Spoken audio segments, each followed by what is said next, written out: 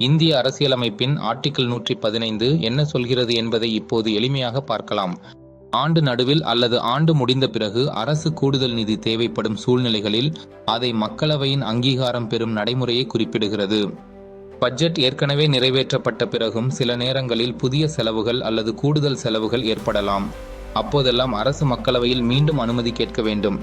இதற்கான 3 நிலைகள்: supplementary grand கூடுதல் ஒதுக்கீடு, அடிஷனல் கிராண்ட் அதிகப்படியான ஒதுக்கீடு, எக்ஸஸ் கிராண்ட் அளவுக்கு மீறிய ஒதுக்கீடு. சப்ளிமெண்டரி கிராண்ட் கூடுதல் ஒதுக்கீடு ஏற்கனவே அங்கீகரிக்கப்பட்ட திட்டங்களுக்கு திட்டம் முழுமையாக முடிக்க மேலும் பணம் தேவைப்படும் போது இந்த ஒதுக்கீடு கேட்கப்படுகிறது. உதாரணம்: ஒரு சாலை திட்டத்திற்கு ரூ. 100 கோடி ஒதுக்கீடு செய்யப்பட்டிருந்தால் பணி நடுவில் ரூ. 20 கோடி கூடுதல் தேவைப்பட்டால் அரசு சப்ளிமெண்டரி கிராண்ட் கேட்கும். அடிஷனல் கிராண்ட் புதிய திட்டங்களுக்கான ஒதுக்கீடு.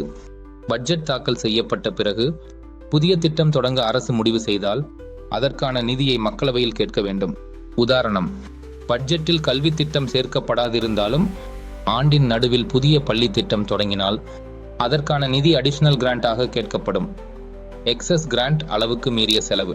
ஏற்கனவே அங்கீகரிக்கப்பட்ட தொகையை விட அரசு அதிகமாக செலவு செய்தால் அந்த மிகைப்படியான செலவுக்கு பின்னர் அங்கீகாரம் பெற வேண்டும்.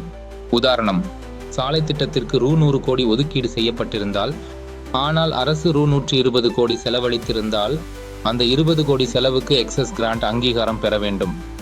இறுதியாக article 115 supplementary additional excess grants அனைத்தும் மக்களவையில் தாக்கல் செய்யப்பட வேண்டும்.